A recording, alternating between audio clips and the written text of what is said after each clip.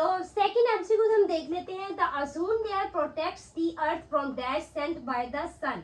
तो ozone layer जो है वो प्रोटेक्ट करती, हिफाजत करती है अर्थ की, ठीक है, सूरज से आने वाली किन रेस से ये हिफाजत करती है, प्रोटेक्ट करती है अर्थ को ओजोन लेयर, वो हमने देखना है। तो आंसर पे जाने से पहले हम ये देख लेते हैं कि ओजोन लेयर क्या होती है। ओजोन लेयर ये ऐसी लेयर होती है जो हमारी एटमॉस्फेयर की सेकंड लेयर स्ट्रेटोस्फेयर में पाई जाती है। ये जमीन पर पहुंचने वाली नुकसानदार जो शुआएं होती हैं जमीन पर, उनको पहुंचने से रोकती है जमीन पर, ठीक है। तो अब यहाँ पे ये जो चारों हमारे पास ऑप्शंस दिए गए हैं, जो चारों रेज हैं, इनको बेसिकली क्या कहते हैं, ये जो हमारे पास क्या होती है, इलेक्ट्रोमैग्नेटिक वेव्स। इलेक्ट्रोमैग्नेटिक वेव्स ये ऐसी वेव्स होती हैं जो ये बेसिकली एनर्जी वेव्स हैं, that can travel through empty space with the speed of light. ये क्या कर सकती हैं, ये खला में से क्या कर सकती हैं, ट्रेवल कर सकती हैं, गुजर सकती हैं, रोशनी की रफ्तार के साथ ये खला में से क्या करती हैं, गुजर सकती हैं। इनको किसी भी मीडियम की जरूरत नहीं होती। जैसे कि हमारे पास जो मैकेनिकल वेव्स होती हैं, जैसे हमारे पास एयर एंड वाटर जो वेव्स होती हैं, वाटर के अंदर जो वेव्स पैदा होती हैं, उन सबको मीडियम की जरूरत होती है। ये इलेक्ट्रोमैग्नेटिक वेव्स जो है, इनको किसी भी मीडियम की जरूरत नहीं पड़ती।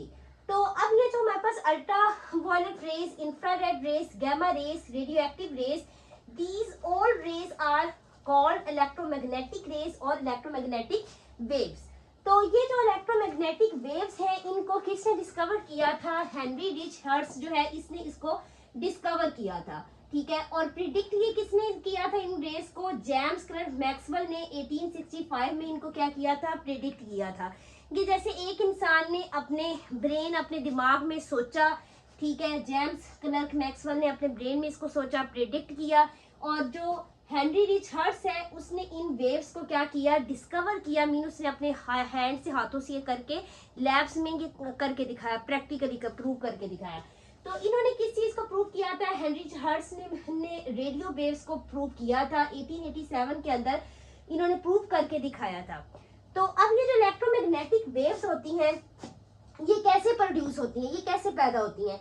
एक एटम है हमारे पास, एक एटम या कोई भी जो चार्ज पार्टिकल है, एटम या कोई भी क्या है, चार्ज पार्टिकल। ये चार्ज पार्टिकल क्या करता है, ये वाइब्रेट करेगा। ये क्या करता है, वाइब्रेट।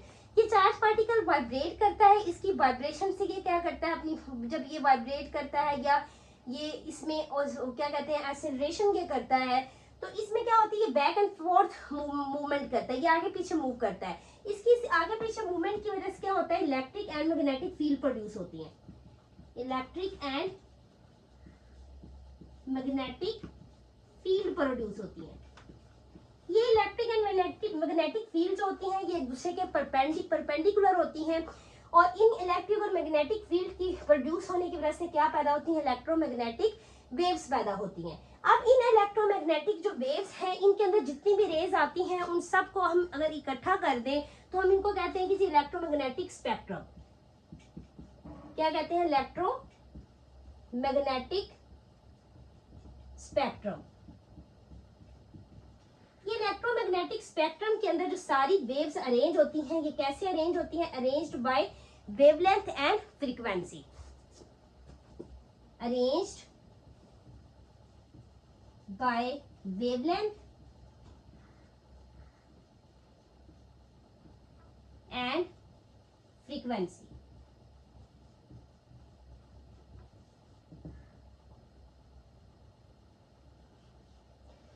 फ्रीक्वेंसी जो ये वेव्स की तादाद होती है, और हमारे पास वेवलेंथ क्या होता है, वेवलेंथ बेसिकली हम कहते हैं डिस्टेंस, फासले को कहते हैं।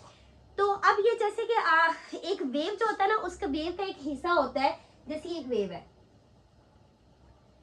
तो वेव के जो ये हिस्से होते हैं जिनको हम क्रस्ट एंड ट्रफ कहते हैं, तो ये वेव का फर्ज करें यहाँ से ये वाला जो हिस्सा है, इन वेव का जो आपस में ये फासला है, इसको हम क्या कहते हैं, वेव लेंथ कहते हैं। तो अब हमारे पास ये वेवलेंथ का, इन रेस का मैंने क्या लिखा है, इन वेव्स का मैंने ये सीक्वेंस लिखा है, जिसकी वेवलेंथ जितनी ज्यादा होगी उसकी एनर्जी उतनी ही क्या होगी, कम होगी। तो सबसे हमारे पास जो लॉन्गेस्ट है, सबसे ज्यादा जिसकी वेवलेंथ है, वो कौन सी होती है, रेडियो वेव्स। ठीक है। उसके बाद हमारे पास माइक्रोवेव की, उसके बाद ये भी मतलब लॉन्गेस्ट वेवलेंथ होती है इनकी, लेकिन सबसे ज्यादा इसकी है। उसके बाद माइक्रोवेव है। उसके बाद इंफ्रारेड जो है इनकी क्या होती है, मीडियम वेवलेंथ होती है। उसके बाद विजिबल जो है इसकी भी क्या वेवलेंथ होती है, मीडियम होती है। अब ये जो रेडियो वेव्स है इनकी वेवलेंथ क्या है, इनकी वेवलेंथ सबसे क्या है, ज्यादा है, लॉन्गेस्ट है। तो अब ये जो सीक्वेंस है ये याद करना बहुत जरूरी है। यहाँ से भी क्या बनते हैं, एमसीक्यूज बनते हैं और यहाँ से आपसे पूछा जा सकता है कि कौन सी ऐसी जो इलेक्ट्रोमैग्नेटिक वेव्स है जिनकी वेवलेंथ सबसे ज्यादा है। तो वेवलेंथ जो है रेडियो वेव्स की वेवलेंथ सबसे ज्यादा है। सबसे लॉन्गेस्ट वेवलेंथ क्या होती है, रेडियो वेव्स की होती है। ये सीक्वेंस जो लिखा हुआ है ये आपको वेवलेंथ के हिसाब से सबसे लॉन्गेस्ट जो वेवलेंथ है वो किसकी होती है, रेडियो वेव्स की होती है। जो रेडियो वेव्स है इनकी वेवलेंथ सबसे ज्यादा, वेवलेंथ का और एनर्जी का जो आपस में रिलेशन है ये इनवर्स रिलेशन है। एक चीज के ज्यादा होने से दूसरी चीज क्या होती है, कम होती है। तो इसको हम आप इनवर्सली प्रोपोर्शन या इनवर्स रिलेशन कहते हैं। तो अब ये हमारे पास की सबसे ज्यादा रेडियो वेव्स की क्या है, रेडियो वेव्स की सबसे ज्यादा क्या है, वेवलेंथ है। तो एनर्जी इसकी क्या होगी, सबसे कम होगी। इसी तरह माइक्रोवेव, इसकी भी क्या होती है, वेवलेंथ जो है वो लॉन्ग होती है, यानी कि उसकी वो भी सही वेवलेंथ है, उसकी लॉन्ग वेवलेंथ है, तो इसकी एनर्जी भी क्या होगी, कम होगी। उसके बाद इंफ्रारेड है, तो इसकी वेवलेंथ क्या होती है, मीडियम। इनकी वेवलेंथ क्या होती है, मीडियम। विजिबल जो है हमारे पास, इसकी वेवलेंथ भी क्या होती है, मीडियम। तो इनकी एनर्जी भी क्या होगी, एनर्जी भी मीडियम ही होगी, मतलब जो है ना बहुत ज्यादा ना बहुत कम। जो अल्ट्रावायलेट है इनकी वेवलेंथ क्या होती है, इनकी वेवलेंथ जो है वो कम होती है। अल्ट्रावायलेट की जो वेवलेंथ है वो क्या होती है, शॉर्ट। अल्ट्रावायलेट की जो वेवलेंथ क्या होती है, शॉर्ट। तो इनकी जो एनर्जी होगी अल्ट्रावायलेट की वो क्या होगी, ज्यादा होगी। ये जो अल्ट्रावायलेट है, अल्ट्रावायलेट रेस होती है, इनकी वेवलेंथ क्या होती है, शॉर्ट, और इनकी एनर्जी क्या होती है, ज्यादा होती है। ठीक है, और ये भी खतरनाक होती है। अब ये जो एक्स रेज है, एक्स रेज की इनसे भी वेवलेंथ जो होती है वो शॉर्ट होती है और इनकी जो एनर्जी है वो क्या होगी, ज्यादा। और गैमा रेज जो होती है इनकी वेवलेंथ सबसे शॉर्टेस्ट होती है और इनकी एनर्जी सबसे ज्यादा होती है, सबसे ज्यादा क्या होती है, खतरनाक होती है। तो अब ये जो रेडियो वेव्स हैं, ये रेडियो वेव्स क्या करती हैं, ये रेडियो वेव्स जो कम्युनिकेशन के लिए क्या होती है, क्योंकि वहां पे यूज कम्युनिकेशन में इस्तेमाल होती हैं, टीवी, मोबाइल, ठीक है, वहां पे इस्तेमाल होती हैं। माइक्रोवेव जो है, माइक्रोवेव ओवन में इस्तेमाल होती हैं और वाईफाई वगैरह में। इंफ्रारेड जो है ये हीट वेव्स या रेस आप इनको कह लें, ये हीट जो है रेस होती हैं और ये क्या कॉज करती हैं, ये ग्रीन हाउस इफेक्ट कॉज करती हैं। और इसी तरह विजिबल लाइट जो हमारी हम तक रोशनी पहुंच रही है सूरज की, और ये फोटोसेंसिस के अंदर जो विबगॉयर जो हम कहते हैं, जो 7 कलर्स विबगॉयर बनते हैं विजिबल लाइट में, और फोटोसेंसिस के लिए जो सनलाइट इस्तेमाल होती है। अल्ट्रावायलेट जो है, ये अल्ट्रावायलेट क्या करती है, स्किन कैंसर कॉज करती है। और एक्सरेज जो है, ये एक्सरेज जो हॉस्पिटल्स वगैरह में अगर बोन्स में कोई मसला है तो उसमें क्या कहते हैं, एक्सरेज वगैरह करवाया जाता है। उसके बाद गैमा रेज जो है, गैमा रेज सबसे ज्यादा डेंजरस होती हैं, ये डीएनए को डैमेज करती हैं, डीएनए को नुकसान पहुंचाती हैं, क्योंकि इनकी वेवलेंथ सबसे जो है वो कम होती है और इनकी एनर्जी सबसे ज्यादा है। इनकी एनर्जी क्या है, सबसे ज्यादा। तो ये हाईएस्ट इनकी एनर्जी होती है, इनकी एनर्जी क्या है, सबसे ज्यादा होती है। तो अब यहाँ पे हमारा आंसर क्या बनता है, the ozone layer protects the earth from ultraviolet rays. कहाँ से, किससे बचाती है, अल्ट्रावायलेट रेज से बचाती। तो ozone layer protects the earth from the ultraviolet rays. तो ओजोन लेयर किससे प्रोटेक्ट करती है, अल्ट्रावायलेट रेज से प्रोटेक्ट करती है। आपको यहाँ पे इस एक एमसीक्यू से देखिए कितने सारे आपके पॉइंट्स क्लियर हो गए। आपसे एमसीक्यूज में ये भी पूछा जा सकता है कि डिस्कवर किस इन इलेक्ट्रोमैग्नेटिक वेव्स को, या इलेक्ट्रोमैग्नेटिक जो स्पेक्ट्रम है, ठीक है, इसको इलेक्ट्रोमैग्नेटिक वेव्स को किसने डिस्कवर किया था, किसने प्रेडिक्ट किया था, और फिर सबसे ज्यादा वेवलेंथ वाली कौन सी है, सबसे कम वाली वेवलेंथ वाली कौन सी है।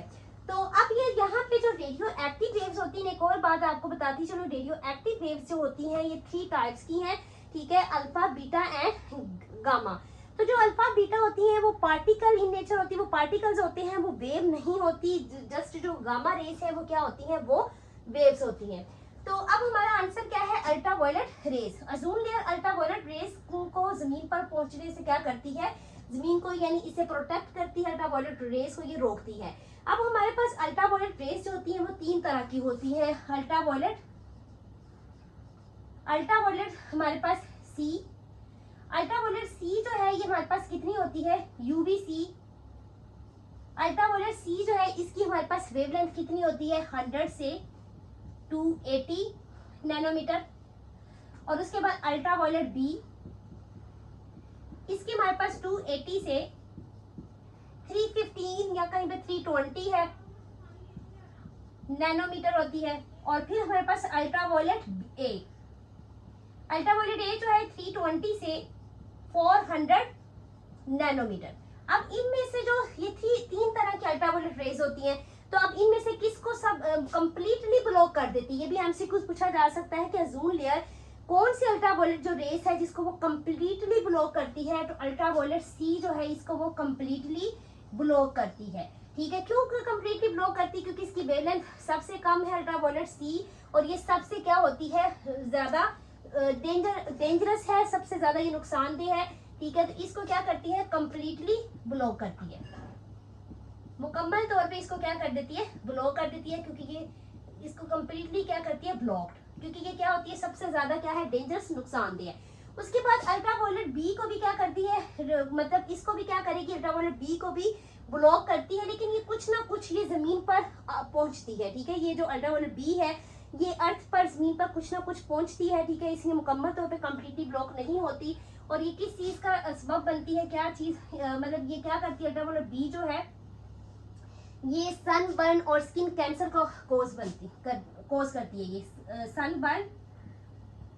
Sunburn and skin cancer. अब जो अल्ट्रावायलेट ए है ये क्या है, अल्ट्रावायलेट ए जो है ये जमीन पर क्या कर, ये जमीन पर आती है, ये ब्लॉक नहीं होती। अल्ट्रावायलेट ए जो है ये ब्लॉक नहीं, इसको ओजोन की लेयर इसको ब्लॉक नहीं कर पाती। और क्या होता है कि ये जमीन पर जो है, ये जमीन पर पहुंचती है, और ये क्या चीज, किस चीज, मतलब क्या सबब बनती है, किस चीज को कॉज करती है, ये एजिंग कॉज करती है, एजिंग कॉज करती है, और ये भी कैंसर का सबब बन सकती है। तो ये 3 टाइप्स की हमने क्या देखी है, ये 3 टाइप्स की हमने अल्ट्रावायलेट रेस देख ली, इनमें से भी आपको एमसीक्यूज बनते हैं। अब ये जो वन पेपर की प्रिपरेशन हम करते हैं उसमें भी ऐसा होता है, और जितने भी स्टूडेंट्स वन पेपर की प्रिपरेशन करते हैं तो आपके लिए क्या कि एक एमसीक्यूज को आपने ऐसे करना है। अगर एक एमसीक्यूज के जितना भी उससे रेलिवेंट नॉलेज है उसको अगर आप कर लेंगे तो इंशाल्लाह इस तरह आपकी क्या हो जाती है, बहुत अच्छी बेहतरीन तैयारी हो जाती है।